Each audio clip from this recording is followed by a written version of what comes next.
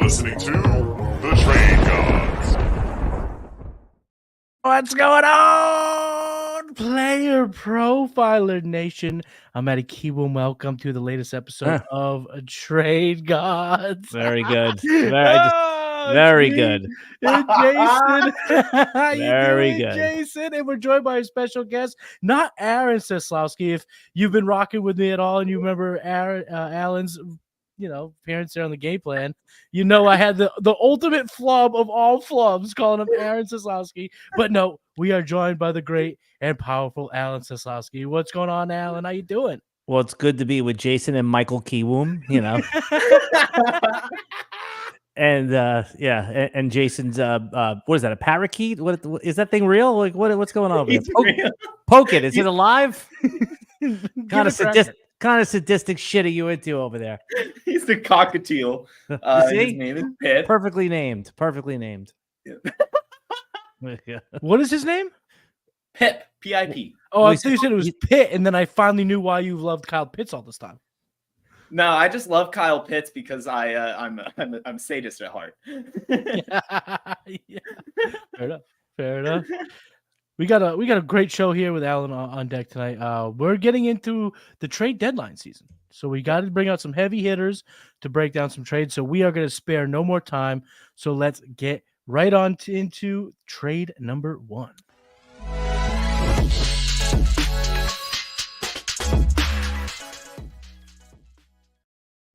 All right, Al. So we got 3 trades tonight, and then we're each going to go through our buys and our sells.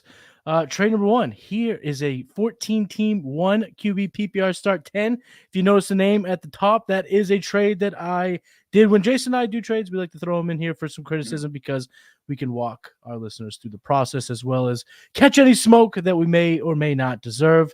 In this league, I received Sutton, Devin Singletary, Chuba Hubbard, in a 2024 second. I traded away Tank Dell before the big week 9, Michael Wilson, and a 2024 sixth. I'll just clarify one thing. The sixth it's nonsensical. It's a keeper league, not a dynasty league. So we have to make sure that the picks match the players. So everything has to be balanced, but I'll step aside. Alan, I'd love to hear your thoughts on the trade. And if you have any questions for where my head was, where my team is, I can go ahead and give you some additional context too.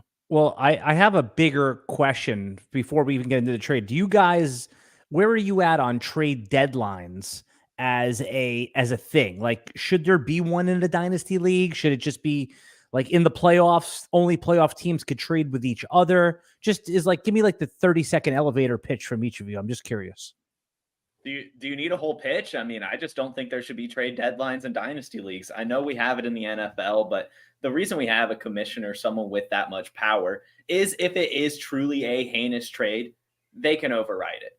Otherwise, let the players have some fun. This is for fun at the end of the day. Our Trade Gods Invitational has no trade deadline. We're here to make some trades. And on the show, we're here to break them down. I don't like trade deadlines. I don't support them. I don't want them in my leagues. We did have to institute a soft trade deadline in my home league.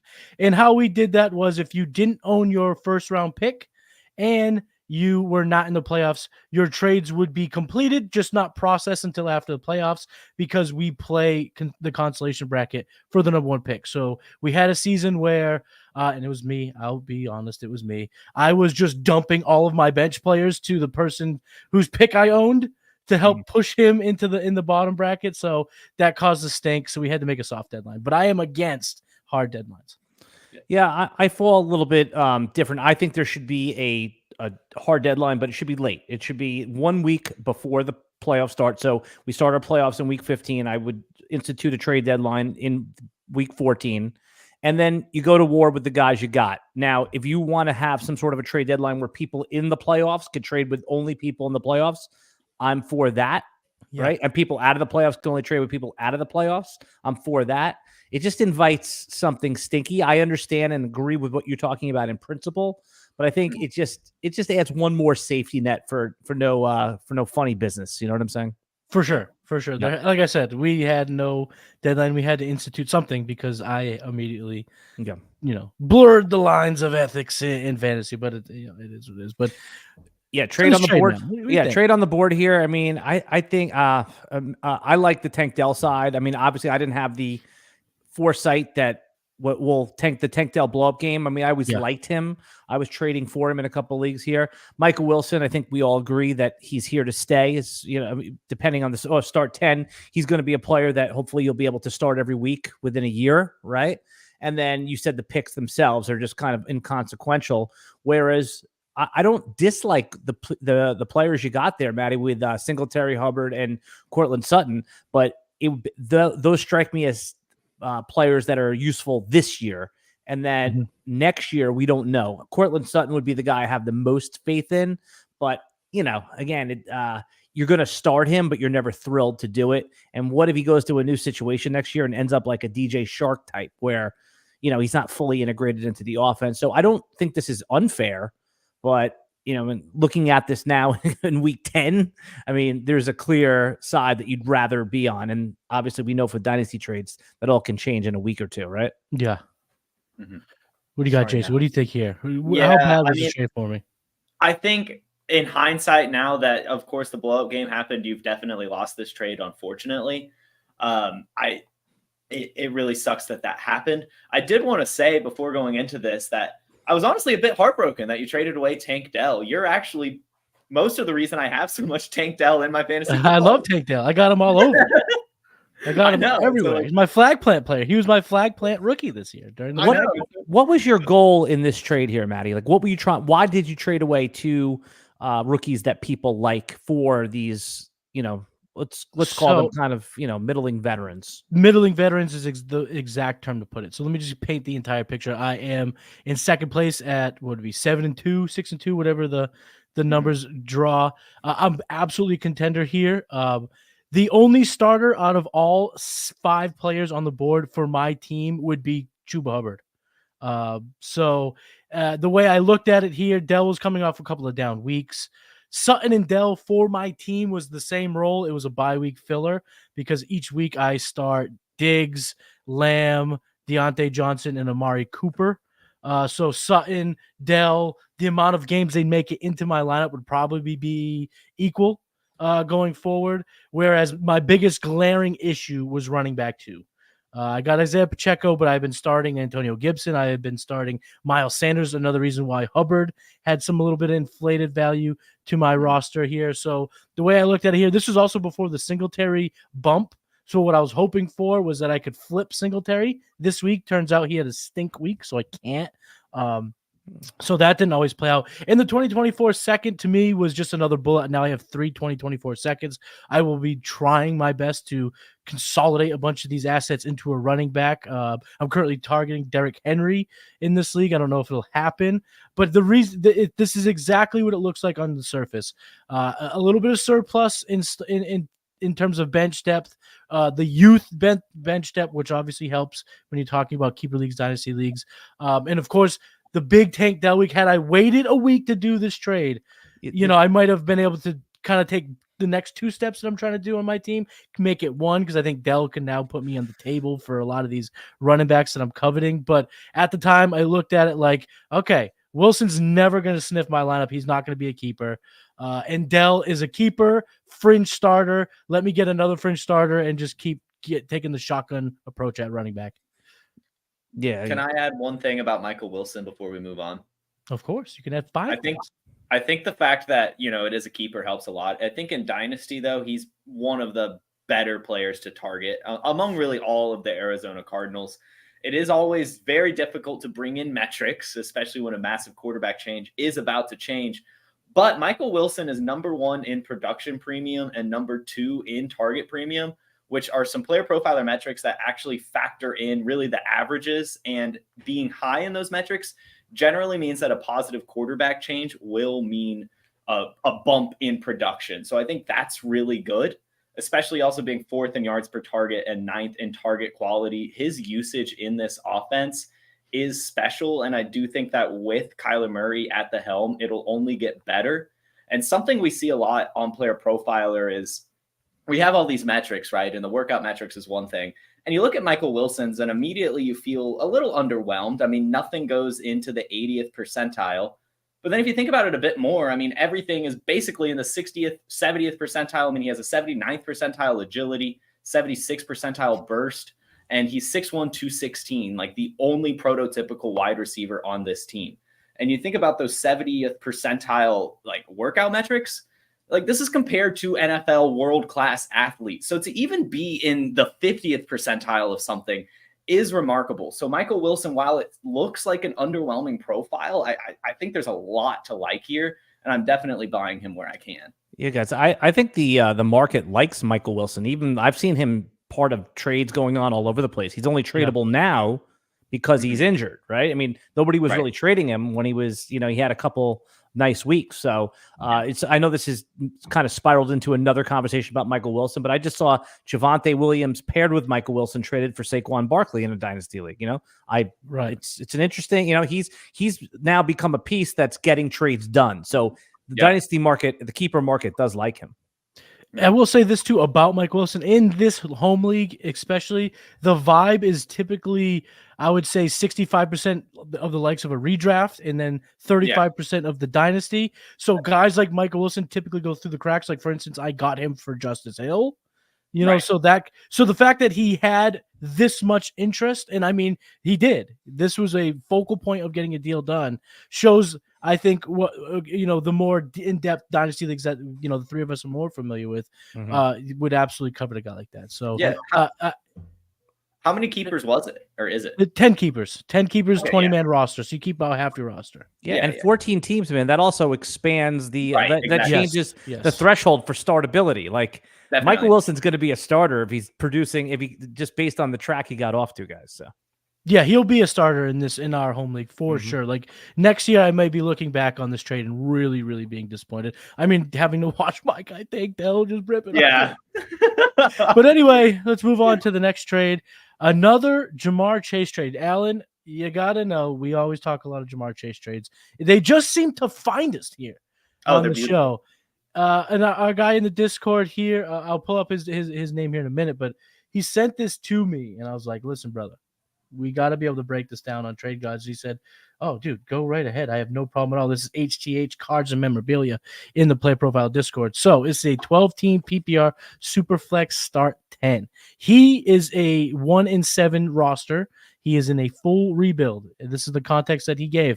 And he got Jamar Chase in a 2024 first for Geno Smith, Jalen Waddle, Breece Hall, Jaden Reed in a 2025 fourth. This is a massive haul for Jamar Chase. And let me just fill you in real quick, Alan, before I get your thoughts on this. Jason has a rule, a dynasty trade rule. We call it the Allwine trade rule. That is, if you have Jamar Chase, the only thing he wants is Jefferson plus. And if he has Jefferson, the only thing he wants is Jamar Chase plus, because he thinks that the pinnacle asset that these wide receivers are, there's just not a whole lot that you can get to move the needle for him. And, I agree with him on a lot of what he says here.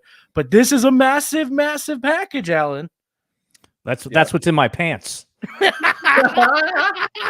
You dirty dog. So is this an Alan Seslowsky size package? Yes. Enough. Is it enough? Yeah. I think Dynasty is basically out on running backs, right? Like we hate running backs. They're year-to-year mercenaries at this point, right? We don't think of them as long-term assets, except for like two guys, and Breece Hall happens to be one of them. Breece Hall happens to be one of them. Yeah. He happens to be one of them. Bijan, he's playing at his floor right now. He would be another. I guess ETN is considered a multi-year Dynasty asset, right? But you getting down into the Saquon Barkley, those type of guys are year-to-year. Reason I even bring up this mindset, this philosophy, is because I think that Breece Hall, when Jason says it has to be one of the other elite guys in that trade, I think if you want to pivot to a running back, if you're a team, like at some point you need running backs, right? You need good running backs that can help win you the league. And we're seeing what Breece Hall is now doing. Now he looks like he's becoming healthy and he's under the worst conditions. Him and Garrett Wilson, man, if they get like a C- at quarterback, they're going to be like Marshall Faulk and, just in the best players that ever play football. So I do like this. Now, Jalen Waddle, again, you're buying low on him, but you're paying the freight here. I wish this trade didn't have the first round pick on the other side. Yeah. I think that throws it back to Chase because, man, you can it's super flex, right? So you see super flex here. Yeah. You could use Chase in that first to get to like the Mahomes thing. And all of a sudden you fixed quarterback for all of these assets right here. I would have rather seen the guy who has all these like nickels and dimes and a few silver dollars use those assets to get to an elite quarterback, not to a wide receiver. But it looks like, I don't think there's that much of a gap between Chase and Waddle when we're going to look at annual production. It's the first rounder threw it to the wrong side to me. So I like all the pieces. Mm-hmm. I mean, sorry. I like the Jamar Chase in the first round pick over the pieces because of that liquidity of that pick. Yeah, I don't have a whole lot to add here. I agree with what you're saying that the first round pick throws this thing a little bit out of whack for me. Where if you could just deduce this down to Waddle and Hall for Chase, I think you're talking about a fair. That's what they call a hockey trade. That is a fair win-win trade.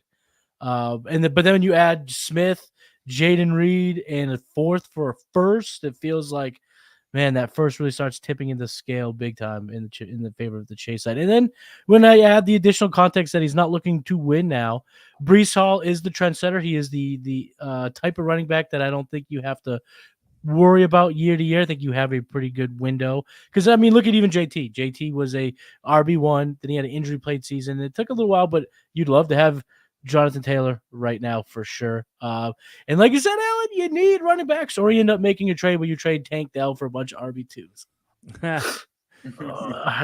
But Jason, let me ask you this: you got Chase, you see this, are you doing the trade?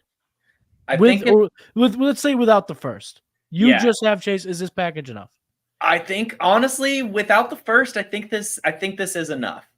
I really do. I agree with a lot of Alan's sentiment. If you want to move to running back, getting Breece Hall plus or Bijan Robinson plus is the exact type of move you need to make. And Jalen Waddle, despite being disappointed, hasn't even had a game under 8 points yet this season. So I think better days are ahead for him for sure. I think Breece Hall, he's only had one game under 20 points since getting a full workload. It has just been absolutely ridiculous what he's been able to do. So those are some fantastic assets. But throwing in that first onto the side does definitely throw the scales into his favor. Did you guys hear the Mike McDaniel quote saying that he was happy the bye came now because he wants to get Jalen Waddle right? Like coming out of the bye, look for a Jalen Waddle explosion game. I think that is coming. And let's say, does this deal even get done if Jalen Waddle puts up a, 9 for 120 and 2 touchdowns, right? That would be thinking a lot different. Dynasty, we think that we're like these long-term thinkers as Dynasty players, but we really have such a redraft mindset, don't we? It's really about what have you done. To shed it. Mm-hmm. Yeah. It really is. We forget about the last few months of whether it be research or trends or everything. We can throw it out the window. Look at the Tank Dell. Tank Dell went from the breakout rookie wide receiver. Everyone wanted him after those back-to-back 20-point weeks. Then he had 3 or 4 weeks of meh, and then he blows up again, and we're back on it. It does. It fluctuates insanely. But for everyone listening, PlayerProfiler Trade Finder. So go to PlayerProfiler.com, subscribe to the all-in package, $85 for the rest of the year. Use promo code Matty or Jason. You can I'm usually selfish in this endeavor, but I won't be. Who's more broke? Who needs the money more? Who needs the, That's this guy's living a life of luxury. He has a parrot on his shoulder. Obviously, it's me. Well, there you go. This guy's living a pirate's life, and a pirate's life for Jay it's a nice life. You need to put the eye patch on for sure next time. I love it. So use the promo code and then go over the Trade Finder. It's one of our great tools here, and we like to use it when we break down some of these trades. Just gives you a nice benchmark in terms of our lifetime trade value. In this trade, our Trade Finder, our trade analyzer at playerprofile.com is in favor of Team 2 by 20 lifetime points. Wow. It's big time numbers, so the 20 points is pretty relative. It's a pretty narrow victory, but still narrow victory for the team getting Smith, Waddle, Hall, Reed, and the fourth. So the analyzer doesn't agree with us, but you know what? It's okay. It's not going to agree with us on everything. Do you guys think Geno has benching risk like in the next few weeks? No. If Drew Lock was someone they wanted to test, I'd say yeah. Geno's been bad. Geno's been bad. I think there's benching risk. I'm going to just, anecdotally throw it at 25%. Like, I think it's like if Geno has a 3 interception game, I think that the conversation starts. I don't they think fall under 500. That's all on the table. I will say this. I think that there is a concern in Geno's long-term value, especially on the Seahawks, in that at the end of this year, his contract does have an out. He is signed for 2 more years, but there is an out at the end of this year. And so I think that's my concern, but I really don't think he'll be benched. Him and Pete Carroll get along really well, and he's playing fine enough. I mean, they're 5-3 right now, still within the playoff hunt. I think it would take a whole lot because Drew Lock still hasn't really shown enough in his limited opportunities either. No, I agree there. I just don't know if Drew Lock is the guy enough. But hey, Drew Lock was brought in the Russell Wilson trade. Maybe there is a universe where Pete Carroll says, you know what, we need to make sure that this guy isn't someone we can turn to in 2024 and beyond. So there's possibility. Drew Lock has it's a poor man's Will Levis vibes to him. That big arm, big dude, throw down field. But yeah, we've already seen that Drew Lock is like undisciplined, obviously terrible under pressure, career backup. But you never know. I'm just saying, like, I just don't feel like that Geno has no benching risk. You know what I'm saying? Like, there's quarterbacks where you're just like, there's no chance they will ever get benched. He's not on that list. Like, he's not bulletproof. I rostered Drew Lock in a lot of my dynasty leagues, superflex leagues. Like, I have him there. Like Jacoby Brissett, it'd be another one, right? With Sam Howell. I don't want to get too off track here, but it's like they're not 100% these guys. Mm-hmm. That's for sure. I think when you put it at 25%, I think that's where our listeners should put it too. It's not likely, but it's got to be in your mind here when you're game planning for, especially if you're in a playoff run. Yep. Jared Goff, no chance of benching. You know what I'm saying? Correct. But he'll be ranked similarly in dynasty rankings to Geno Smith. Like, they won't be that far apart. Yeah, exactly. We got one more trade that we're going to break down, but before we dive into that, let's hear about Sleeper. Ooh. Hey, we're all starting new fantasy leagues all the time. And more often than not, where do we start our fantasy leagues at Player Profiler? On Sleeper. Because it's the best. You can imagine my excitement when I saw Sleeper rolled out. Sleeper picks, baby. And game stacking is the path to positive returns with these pick'em games. Find that sneaky shootout and set most of the players to go over their projection for that week. Or you find a game going to get dragged into the mud and take every member of the passing game for less than their projections that week. And if you pick up to 8, that's how you 100x your payout on Sleeper. It's called the Hail Mary. So if you use promo code Underworld, you get a $100 instant deposit match. Check out Sleeper's terms and conditions for details. These Sleeper picks are live in over 25 states. Yeah, buddy.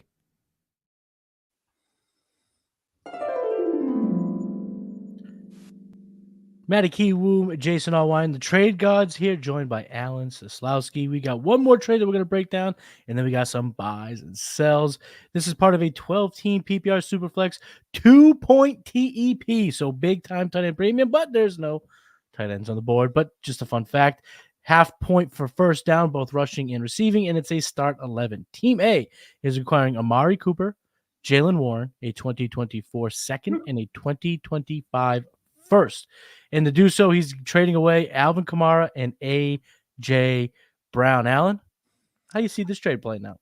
Yeah, I think I'm going to represent the consensus here where you don't even need Alvin Kamara in this trade. It's like A.J. Brown for all that other stuff is not even enough alone. I mean, right? A.J. Brown is a top 5 dynasty asset. If we were going to do a startup draft today, like a single quarterback one, so just Jefferson, Chase, Lamb, Amon-Ra St. Brown, and then A.J. Brown. I mean, some combination of those 5 are the first 5 picks, guys. Mm-hmm. Maybe Bijan or Brees mixed in, but yeah, I mean, he's right there. He's right there. Brees, maybe. I think at this point, like what we've seen with Arthur Smith, we can't try. I mean, but fine, sure. He's the next pick after that. Yeah. I'm just saying is like, would you think of, okay, so we agree A.J. Brown's a top 7 startup pick, right? Yeah. So would you trade Jalen Warren, a random 25 first rookie, and Amari Cooper in a second for 107 in a startup draft? No. You wouldn't even reply to the so then add Alvin Kamara on top of it. I don't know whose this is, but this one would cause like a ruckus in the league if I was in it. Unless that, 25, man. We don't even know who's in the 25 class yet. That's the thing about, sometimes at this point of the year, you'll see trades like this, but then you'll see a 24 first and you go, all right, I don't know the context of the league. Maybe this is a surefire top 3 pick. 2025, you have zero ability to predict. You could pretend like you know where this pick's going to land, but the truth is it's a random 2025 first. What if it was 101? What if you guaranteed it to be 101, 25? I still wouldn't do this. No. In 25, no. Because again, the class and shit. 2024 101, it gets closer, but I still want the AJ Brown, like you said, top 10 startup pick. Alvin Kamara is the Devontae Adams in this lineup when it comes to Derek Carr. I mean, he is the check down king. He's been a beast. And Jalen Warren is great for this year. I don't know if he's great beyond. It's now Alvin Kamara, by the way, wasn't that great in the last game, right? I mean, like no, Jamal, that was the worst game of the season, yeah, for sure. Yeah, easy. I mean, and he's 27 going on 28 years old. I mean, but this is that's like gravy. Like I don't even care. Like take Alvin Kamara out of this trade. I'm still saying this is a blowout trade to the AJ Brown side. Yeah, correct. Yeah, the AJ Brown factor changes everything because I don't think Team A acquired a AJ Brown-esque asset. Is this another one of your shitty trades, Matty Kiwoom? What was this? This is not my trade. Is it old? Oh, is this maybe old? No, this is not an old trade. This one's bad. Happened recently in one of my leagues. I'm not gonna throw anyone under the bus. I'm angry about it. I genuinely don't even think I would take this for Alvin Kamara, if I'm gonna be honest with you. It's close. I would definitely take it for Alvin Kamara. I would absolutely take it for You're a Cooper guy. You're a Cooper guy. I am a Cooper guy. I mean, let me go on my soapbox here. I don't know how everyone isn't an Amari Cooper guy. All this guy does is freaking produce, and all I do is catch flack for loving Amari Cooper. No, actually, I was gonna. I prepare notes for these shows, and I was actually prepared to maybe take down Amari Cooper, and then I was like, maybe he's good again. Amari Cooper, here you go. Fill in the blank, guys. On the year, Amari Cooper is wide receiver what this year? Don't look, though. 32 or something like that, probably. Jason? 29. No, okay. I would have thought like top 15. He's 19. Wide receiver 19. Way better than I thought. He's had 2 really good weeks in a row. Well, 3. Yeah. 3 really good weeks. He's had, this week 9 was 25 points, 15 points, and then 2 weeks before that. So he went, since his bye in week 6, 15, 4, 15, 25. Yeah, he's been pretty solid. But yeah, it just again, for me, if I'm trading on AJ Brown, I guess let me ask you this, Alan: if you're even a rebuilder, you're still not wanting to trade AJ Brown. I don't believe in rebuilding. I don't think that anyone should ever do it. Right? You should always be trying to win. I had a team that finished in last place last year. And I'm in first place this year just because a few extra things broke my way. Mike Evans all of a sudden is, he's a top receiver. He's wide receiver 11 on the year. I mean, he wasn't even startable last year. So rebuilding, most people don't do it the right way. And we can have a whole discussion on that. So when someone says I'm a rebuilder, I'm just going to I just call them a loser. You're a loser. You're a never winner. Yeah. Now I think you said that on the game plan was I don't call it a rebuild. It's a never win strategy. Right. It's a win never, Win never. Yeah. There's always a way. Now listen, there's sometimes you look at your team and it really is never has a chance, but then you have to do it. But most teams that are in like 8th, 9th place that think like they're a rebuilder, it just look at sort by point. Sometimes you're like the 6th most points. You could still make it in the playoffs. Keep grinding, keep doing it. So, but for purposes of this conversation, I can't even tell which side's the rebuild side because they're all veterans in this besides Warren. Yeah, right. Yeah. I would imagine the team owning the picks was the team looking for the future, but I still no. Then what would you want? I don't know why you would want Jalen Warren or even covet Amari Cooper. I understand wanting Amari Cooper or taking him as your 4th piece in a mega deal type of thing. I don't know. What could you get, Jason? What could you get for Amari Cooper in a trade? Just like if somebody just needed like a wide receiver, like a wide receiver. Can you get a first round pick from I think you could. You might be able to talk them into a late first round pick, assuming it's a contender coming to you. You might be able to get their first round pick, but I would assume you're probably in second round range, or in my opinion, as I say every episode, I'm a tier down guy. I love quantity. So if you can find, a cheap wide receiver with some upside that you want to take a shot on and get a second added to it, that is probably what you're really looking at. If I'm in the market of selling Amari Cooper right now, I am looking at, I think of round 1 is out of reach. So I'm looking at a Michael Wilson round 2 package. I think that is something that could get really spicy, or like a Marvin Mims round 3 Michael Wilson. Like take a little bit extra quantity back down on the pick there. What do you think? What do you think, Jesse? Do you like that? Would you take Tank Dell 1-for-1 Amari Cooper? Tank Dell, Amari Cooper. Well, I could say this with certainty. I am in a league in which I was trying to buy Amari Cooper. They wanted Tank Dell, and I said no. So there you go.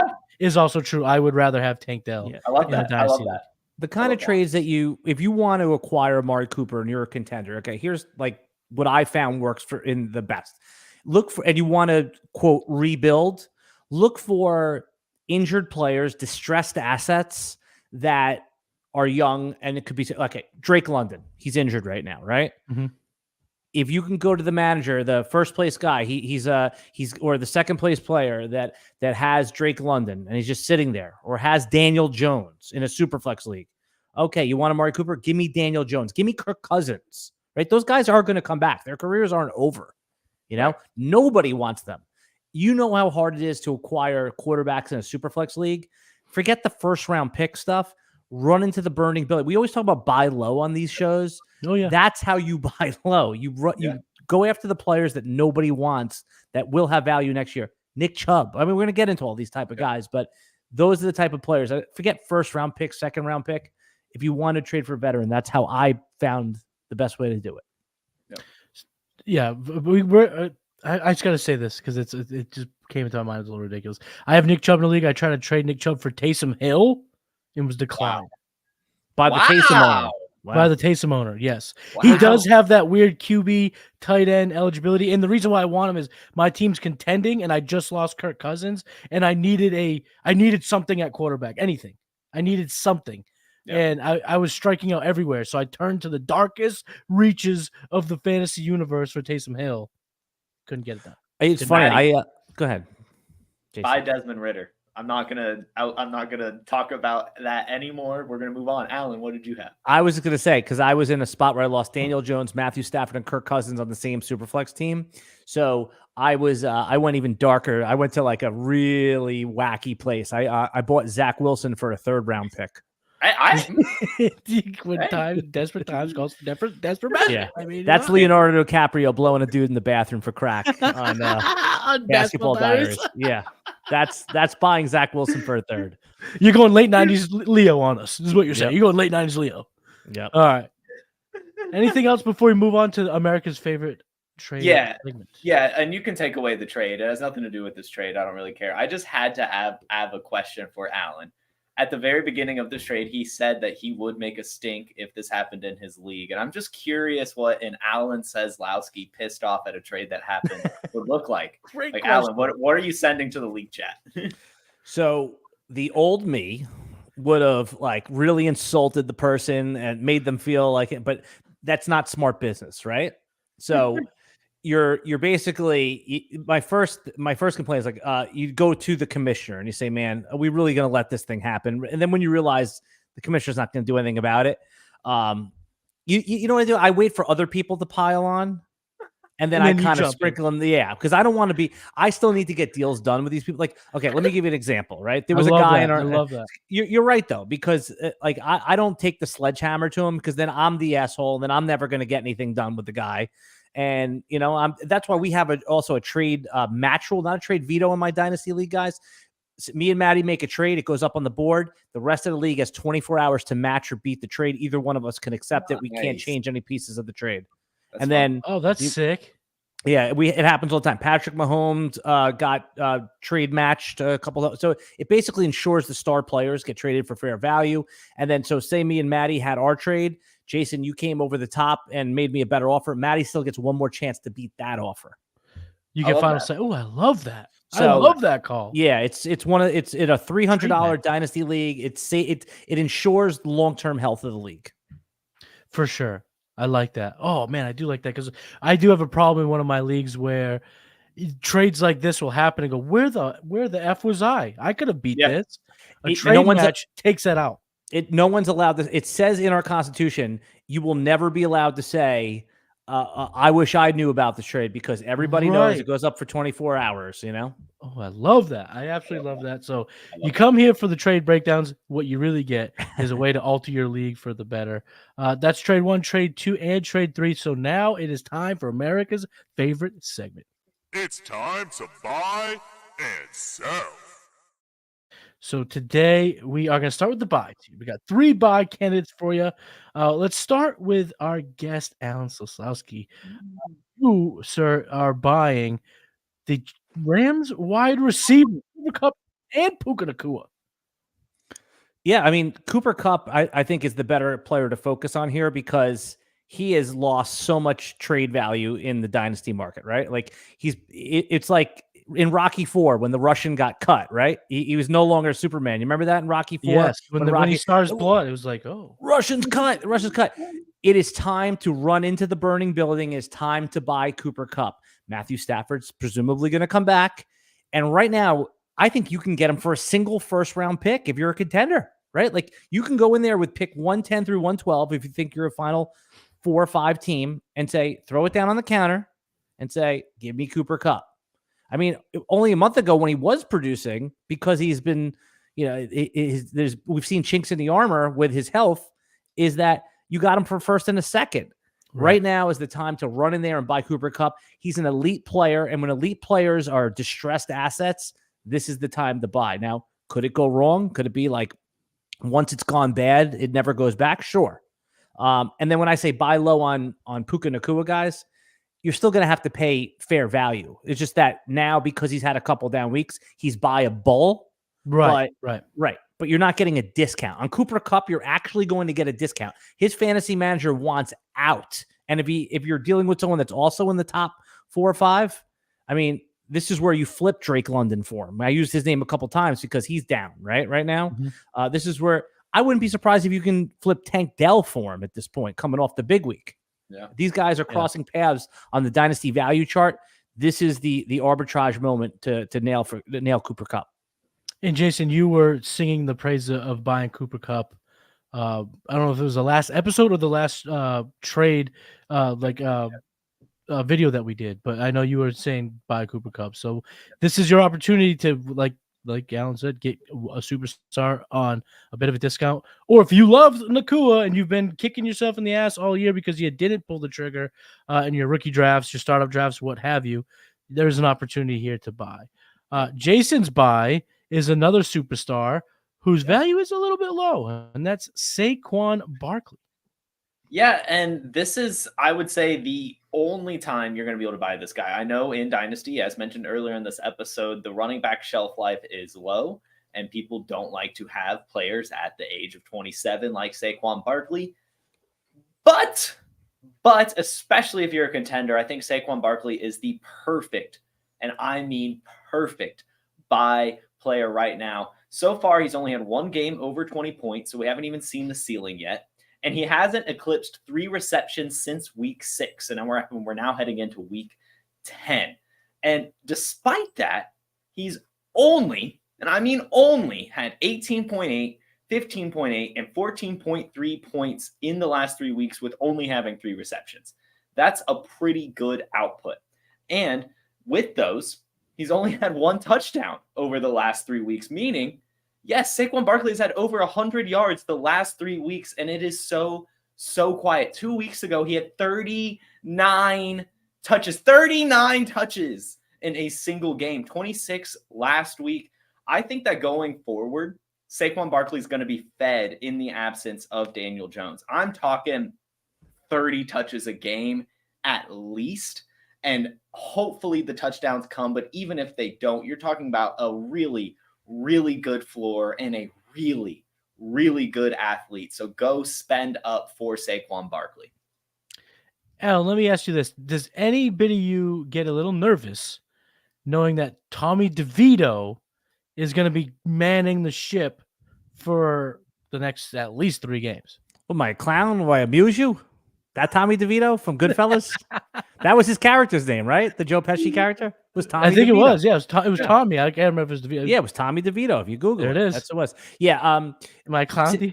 Yeah, Saquon Barkley is by for a contender only. We don't know where he's going to be playing next year. No problem with it for all the reasons Jason said. But yeah, I mean, this is like the 35 touch. It could be like 65 yards though, right? I mean, what are the Giants? Who are the Giants playing week 10 here? They got who is it?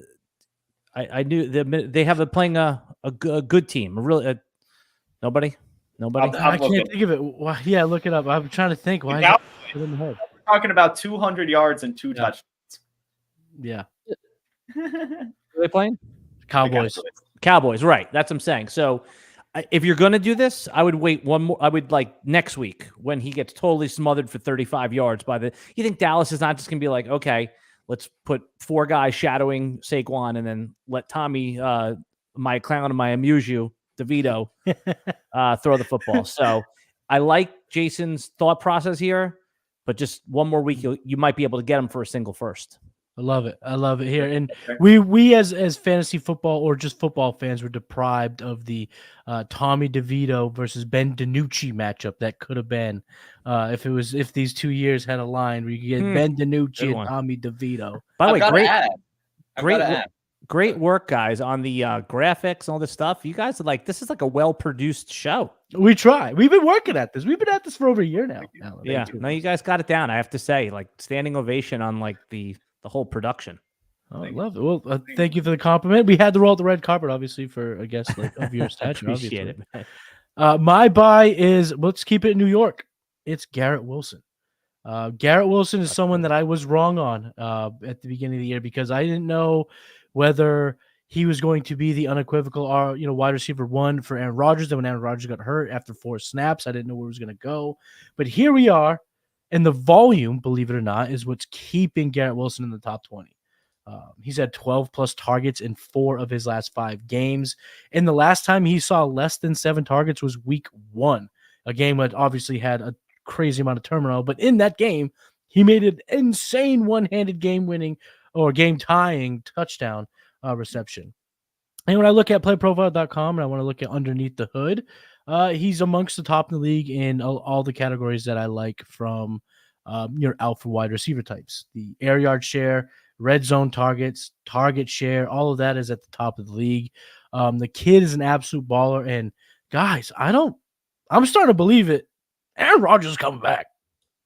He's going to be back. I don't know if he'll be in the playoffs for our fantasy or what. I've heard Christmas Eve is this mystical day that they're saying. When the Jets make the Super Bowl, he'll be back. I don't know if that's going to happen. Yeah. But hey, Matty, though, Matt, you know what I like about this, though, a lot is like, look what he's doing with the league's pretty much one of the league's worst quarterbacks, right? Like if I'm a Jet fan, I would rather have Tyson Bagent right behind there running the. Seriously, would you have Carson Wentz? Yes, like would you have Matty Kiwoom? Yes. Yeah. Ask Matt Kelly. I can sling it. I just. You can. I'd rather have that. Is not that big. I can only last for a little bit. You got a big arm. He's the Will Levis of good arm, just not a lot of stamina. Yeah, not a lot of stamina. Yeah, but imagine if we get like a C+ quarterback, guys. Like Garrett Wilson. God. Is doing this, is buoying his own fantasy value. Man, he really was going to be worth that first round pick. And I'm just saying, like, if he had Jacoby Brissett, I mean, you're naming like the real turds before, but yeah, if he had Andy Dalton, Mac Jones, yeah, okay, fine, just anyone that you know who the Jets I thought should have traded for. This name was Davis Mills. I thought that would have been a reasonable guy to trade for at the trade deadline. Yeah, but. Why not? They have no use for him. He's never going to play another game again outside of injury for CJ Stroud, right? But too late now. And when it comes to Garrett Wilson, he's wide receiver 22 overall. That just feels gettable, feels convincible to your league mate to consider him or to consider selling Garrett Wilson. Matter of fact, after the show's over, I'm going to throw out some. I'm going to throw some machine gun offers in a few of my home leagues to try to get some Garrett Wilson. Give me an example. Yeah, go ahead. Yeah. Or I just want to, Matty, tell us an example of what you would send off first, and then I have one more side before we move to the sells. Well, what I'm going to send off is going to not be anything near what you probably would want to accept, but I'm going to be sending off some Deontay Johnson picks, and I have to check to see who's in my bench. But they're not going to be great offers. But I'm going to test the waters of the lowness. And before Jason adds his comment, like, would you trade Jalen Waddle and a first for him? No, I would do Jalen Waddle second though. Okay, but so you don't love him to the point where he's in that elite tier. You just think that his value is probably discounted right now. Kind of somewhere in the middle. I don't know if he's in that elite tier, but he's definitely in that range where I'm willing to buy into him. I wasn't willing to buy into him, wrongfully so, going into the year, and I'm trying to hopefully get a little bit of discount. But yeah, again, I'm not paying the price as if he's RB7 on the year.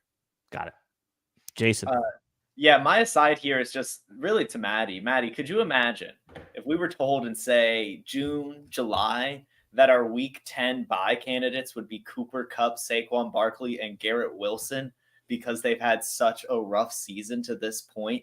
I mean, the amount of change in value from this summer to now is it's remarkable, and that's why we love this game. And that's why you've got to make your trades in off season and also work the weeks and just all of this stuff, because this is a star-studded buy little graphic that we're looking at right now. It's a special one. It is. It definitely. It's a great point. But let's look on the other side of this coin here. The sells here going into Week 10. Alan, start us off here with your sell, George Pickens. Yeah, I mean, George Pickens in this off. I mean, I like George Pickens, but so how I took this, guys, is that I want a player that could actually get back fair value, who I think is not going to ever hit the value in which he's traded, right? George Pickens, he makes all these classic splashy plays. We like the player, but like you could probably get a single first round pick for him right now. Like, I think that's the high end of what you could get in return for him. And like, if someone offered me a contender offered me Keenan Allen or Mike Evans or, one of those type of guys that's at the top of the rankings, but like Devontae Adams. If someone offered me Devontae Adams straight up for George Pickens, here you go. Let's make that trade. Yeah. Right. Whereas George Pickens is probably going to end up in the offseason market as wide receiver 22, 18, 27. I mean, I think you're closer to the 27 to 30 range. Yeah. Right. I meant like from the guy who values him. Right. Even so. Yeah. You'll be able to get wide receiver 18 value. Yeah. In Dynasty from that person for sure. But right. You're unlikely to recoup that in actual production. So that's why he's a sell, because right now he's still those flash plays or that buoyed Odell Beckham's value for so long, right? Those splash plays. So. Up until like 2 years ago. Yeah. And it's not like I don't like him. It's just that he's a player that's going to trade for more than he's actually worth. And it's usually we don't see that with a player this young. I've lost a little luster for George Pickens after he started crying. I'm sick of these players crying like they've done something in the league when they just haven't yet.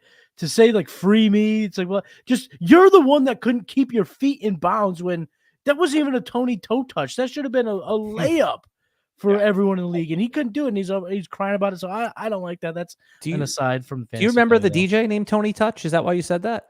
There was a DJ, Tony Touch, a hip hop DJ from the 90s. I didn't know that. No, but I know that's what Antonio Brown used to call him, Tony Toe Touch. Oh, okay. That's what he used to call himself, Antonio Brown. So that's what we got. So Jason, you're selling a veteran running back. You're selling Raheem. But I am also like the president of the George Pickens fan club. You do love yourself. But do you agree that he's a sell though? You can like him and still agree he's a sell. No. And I agree, as I am trying to sell George Pickens in our Trade Gods League. However, I still want $1 for my dollar if I'm trading George Pickens. I'm not like selling low. I want that fair value, like you said, and getting like a contending wide receiver. or something. Like you still need to get a lot. I think that he has done enough to show that he's accurately valued. And so those types of players are always hard to trade, but if you can get a good return, I'm with you. If someone offered you Zay Flowers, would you take him for George Pickens? Actually, no. I think I would ride with George Pickens. Ride with George Pickens. What did you just say? I'm telling you. Well, but I'm not a Zay Flowers guy either, so that's a tough one. Jordan Addison. Jordan Addison. That is making me scratch my forehead. What? And do you know what? You know what? I would still take George Pickens. You know what Jason's method is, Matty, for making these trades? He asked that fucking bird what he should do. He's taking the Hey, last year, Alvin, believe it or not, last year we had Pitt predict all of the Thursday night, Sunday night, Monday night, and playoff games for Instagram, and he actually got about a 50% accuracy ratings. he lost money. You need to go 53. No, I was kidding. That's actually pretty good. Pip, come on, he lost the VIG. He lost the VIG. So, all right, go ahead. Raheem Mostert. Yeah. This is a tough one in that it doesn't really fit in what Alan was talking about, and that you're not going to be able to get a great return for Mostert because everyone kind of sees what's coming for him. However, if there's still a contender out there that's looking for a running back like Raheem Mostert, I think that you should be able to do it. I think, Matty, you pointed to yourself. You'd give a second for Mostert. Yeah, absolutely. Even with A-Chain coming back and all that? Even with if in that league in which I just made that trade to get those ancillary RB2s, I would still throw out a second for Mostert. And I think that's like fair. Like it's tough to do it. I'm a Mostert guy. I roster him in the leagues where I needed to roster a guy like Mostert. And even with the games with A-Chan, in weeks 3, 4, and 5, he had 45.2 points. Granted, that was the Denver game, so we can pretty much throw that out of the table. 5.5 and 15.8. And the only game where he had over 50% snap share with A-Chan was week 5 when he got hurt. And he actually, surprisingly, hasn't crossed 100 yards in 3 weeks. And only this season has 300-plus yard games. All of his production almost is coming from touchdowns. Already has 13 and only 9 games. Of course, that's number 1 in the league. This is about as sell high as you can get for a veteran. I think if you can get a second and you're not right there in the competing window, you definitely should. If you are competing and you could, leverage him to get at, maybe you can use Saquon Barkley or use Raheem Mostert to get yourself at the Saquon Barkley, adding a pick or something. I think that there's something that you can do with him. Where honestly both teams would be happy. I think you could make a nice win-win trade with this guy. If you're in, like, say you're in one of the non-playoff teams, guys, what could you need to get rid of Mostert? You cannot hold them on your roster if you're not going to make the playoffs. Let's say you can't get a second. Would you take Brian Robinson for him? Yeah. I'd rather take Antonio Gibson. I think that you probably could still make that happen. Okay, so you would go there, like RB 30-ish, because Yes. here's the guys that are RB 25 down. Okay, Alexander Madison, Jalen Warren, Najee Harris, Tyler Algier, Chuba. I'm not naming the guys that are obviously just there. Tajay Spears. You take Tajay Spears for him all day, right? Yeah, I probably would do that. Yeah. I don't know. Actually, as the guy selling Mostert, I might. You would hold on to Mostert? Well, I guess in this scenario you are losing. So yes, I guess This is a non-playoff team. That's I still don't know. I think the name that you named would be Najee Harris or maybe Chuba. I mean, I'd take Najee Harris to the bank, obviously. Right, because those are the deals that can get done, right? Like a contender will pay you the 2 for him. Maybe, they'll haggle over there. But we're talking about the scenario, the hard one. You're holding on to this asset that's basically dead next year, right? You need to take whatever you can get. Here are some of the running backs that are in that range that are younger. A.J. Dillon, would you take A.J. Dillon for him? No. I would take A.J. That's Dillon. what I'm saying. In the scenario we're in, you're just going to keep Mostert? The trade deadline's in an hour. I would. All right. I'm checking his contract right now. He has 1 more year.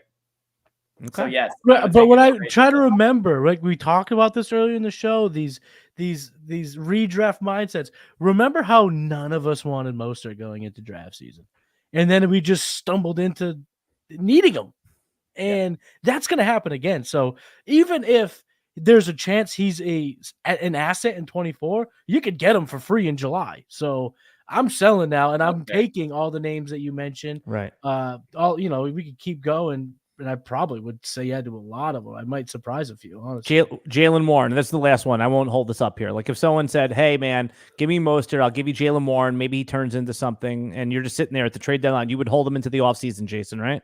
I would. Matty? I would take Jalen Warren, and I'm not even a believer. We talked about it when he popped up in the trade. I don't know if he'll be there in 24, but I'm still taking Jalen Warren because of the age, and at the end of the day, like he's been productive. But I think Allen, I think I would go even lower, to be completely honest. I think I would try to get out of that range, and I would almost target like a Tank Bigsby. Roshan Johnson, Tank Bigsby. Roshan Johnson, like somebody with true upside is what I would be wanting for Raheem Mostert. That's a good spot. Like, Jalen Warren's ceiling is capped. Like I know he's good and efficient and doing a little bit better than Najee is, but still with that offense right now, like that's just not enough for me. I'd rather almost take the complete question mark and go a few ranks down. But you guys see, this is why Dynasty is great, right? This is why we love this thing. Yeah. You put a couple dots on one end. I took a couple dots the other end. The funny thing is I think I would Pac-Man my way all the way to your side too. I would just take all the running backs from where you said to where I said for Mostert. Yeah. My sell here is a tear down sell. It's George Kittle. Okay. Right now, Keep Trade Cut has him at tight end 7. PlayerProfiler.com has him as tight end 7 of our dynasty ranks. But when you use the warp tool over at South Harmon FF, shout out to my boys over at South Harmon, the 40 chess guys, Adam and Mike. Alan's actually going to be rocking with them on their Wednesday night AMA. So head on over to that right after the conclusion of this show. But using their tool, George Kittle's warp, so his wins over replacement player, is ranked 12th amongst tight ends. That's sandwiched in between Jake Ferguson and Dallas Goedert. So that's a 5-place difference in between the market value and the value he's producing for your team. So if I have George Kittle coming out of the bye, I am looking to move him for a Jake Ferguson plus, for potentially Evan Ingram plus, Cole Kmet, Dalton Schultz plus, any one of those guys. And if you can trade George Kittle for a Dalton Kincaid or Sam Laporta, which is probably a far cry at this point in time, but in your more casual dynasty leagues, perhaps that could be on the table. I'm running to the bank with it. I think that George Kittle is in this prime time move to tear down at a position that is a crapshoot. It's pretty linear when he talks about production after you get out of the top 2 or 3. This is your chance to trade a guy coming off a bye. Basically, look like your downside. You're going to have a lower projected tight end score in Sleeper, ESPN, Yahoo, wherever every week. But you could also get another starter. You could get a pick to go with it. You could bolster up your assets and trade away a guy that, let's call a spade, is a headache half of the time, pretty much, when it comes to his games. So I'm looking to tear down on George Kittle. What do you? I want to ask you guys this though: your thoughts on George Kittle specifically, and your thoughts on the tight end position, trading with it as a whole. Go ahead, Jason. Yeah, my philosophy with tight ends, and I think you've hit the nail on the head with George Kittle. I think this is an excellent one. I think once you get out of tier 1, tier 1.5, is when you need to take those massive leaps of faith. You need to trade George Kittle for Jelani Woods plus.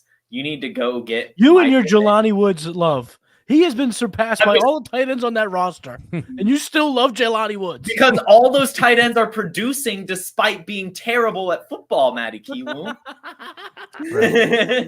Can you pivot to Cade Otton or something here? Can we get up? Yeah, well, that's what I was going to trade for George Kittle for Cade Otton plus. Get Michael Mayer plus. Get Juwan Johnson plus. Hayden Hurst Johnny plus. Smith. You're still in contending. I think you could do better than that, guys. I think George Kittle, he still carries the name equity, the name brand stuff. So. Yeah. Well, and with that, it's got to be, basically 3+ signs, right? If you're going that far down, but it's like, your thoughts are tear down the most that you can at tight end to maximize those second and third pieces.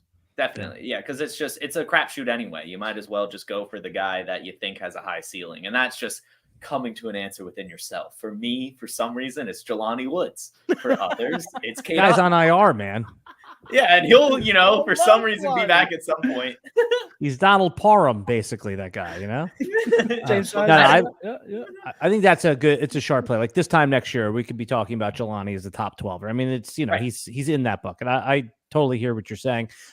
George Kittle, though, like, it's funny that you use the word headache with him, right? I guess it all has to do with what your expectations are. For me, when I draft George Kittle, in the few leagues I have him, I just put him in there. I barely even look at his score, right? Like, I know it's like 3 or 6 or 8 or 4, and then I'm going to get 4 weeks of, the league winning, a week winning upside there. So it's not a headache in a sense where I never have to make a start sit decision. It's just I'm going to take the down weeks and the up weeks. So, but if you want to get off him, I mean, the assumption is you want to go younger. Would you take like Jake Ferguson in a third for him? I would not. No. That's too. The secondary piece isn't enough. A second, but I would Jake Ferguson in a second. Jake Ferguson second is getting warmer, but I would probably look to do more. So like a Jake Ferguson in the equivalent in a player. So let's say I can get Michael Wilson. Use him. We used him all day. Yeah, right. Exactly. Like a Michael Wilson and Jake Ferguson or Dalton Schultz and, call it even maybe like a Jerry Jeudy at this point could potentially be the receiver that you get back in return. What about Evan Ingram? Just 1 for 1. No, because I wouldn't do it. They're pretty much the same in terms of production. I would need to gain something from it because at the end of the day, you might be in the championship and you want that 40-point George Kittle game. That's still on the table. Can you go the other way? Like, can you go add something to George Kittle and go up to Sam Laporta, to go up to Mark Andrews? I would definitely do that. Yeah, because that seems like if you could find someone that thinks like, oh, it's George Kittle, like he's the top 5 dynasty tight end. Yep. You're going to get more going up than I think that you are going down. Is something that you're comfortable with? Mm-hmm. No, I think that's a good idea too. It's always we talked about the never win strategy. It's that's coupled with our desire to always try to win, and buying is always what I'm trying to do. Even when I'm losing in leagues, I just always want to buy. I have that Dave Dabrowski. If you follow baseball, you know what I'm talking about. Go getter. Pedal to the metal type of mentality in Dynasty. So I would absolutely love to add to George Kittle to get me Laporta or Dalton Kincaid. And Alan, we loved having you here today. You are someone we would package everything up for to get you back because we love hanging out with you, Alan. We love talking Dynasty, talking trades, talking anything under the sun with you, my friend. I will say one thing: when we went to commercial break and you came back with a shirt on, slightly disappointed. Thought you might be, even though it's a great shirt, I thought maybe you might want to go Burt Kreischer, go machine on us again. Oh, right now we saved that for the other show. I only go nude on that one show. I love it. So if you want to go ahead and tell our listeners where they can find you. I'm sure they're always following you already, but feel free. All the shows you can plug, Sonic Truth, everything else. Yeah, sure. So this is a Dynasty show, so I will give you a little Dynasty plug right here. We're going to be on live during the Thanksgiving game. So for some reason on SiriusXM, if you can't make it to watch the games, flip on SiriusXM, and we're going to be doing a Dynasty show. I'm going to have Scott Connor on. You guys all know Scott. Yep. And we're going to be talking Dynasty strategy. It's going to air at 3 o'clock, at 5 o'clock, and again at 9 o'clock on Thanksgiving Day. So if you happen to be in the car going between places, flip us on channel 87. We'll be talking. It's called the Dynasty Hour. It's a show we do periodically on SiriusXM channel 87. That's what I'm pushing today. We'll be talking all Dynasty Thanksgiving Day, channel 87, SiriusXM. Love it. Jason? Yeah, you can find me here on the same channel you're watching this show at 10 a.m. Eastern for the Wake and Take. You can also tune into that on Facebook, Instagram, and TikTok as I simultaneously stream there. And then, of course, please follow us on all of the social media platforms that you can. I'm managing those right now, so if you could please give us a follow, that'll look better on me, and I would appreciate it. Follow us everywhere. Make sure you are subscribed to the Player Profiler YouTube channel. Like this video. Leave a comment. Leave trades that you've made, trades you're looking to do, whatever. Leave it in the comments. We'll get back to you on that. Follow me on the old X app at Matty Kiwoom. This is the show. He's Jason Allwine. I'm Matty Kiwoom. We were joined by the great and powerful Alan Seslowsky. Not Aaron, you idiots. It's Alan. See you in 2 weeks. Peace. Hey, I want to take a moment to thank you for tuning in. It's important to me that all of our media be free. This is only possible because of you allowing a true independent sports media enterprise to thrive unlike any other in the business. So please subscribe to the All-In Package to continue to make all of this possible, to ensure that all of our stats, information, data, content is available to you, especially you, the people that get the site and get the show.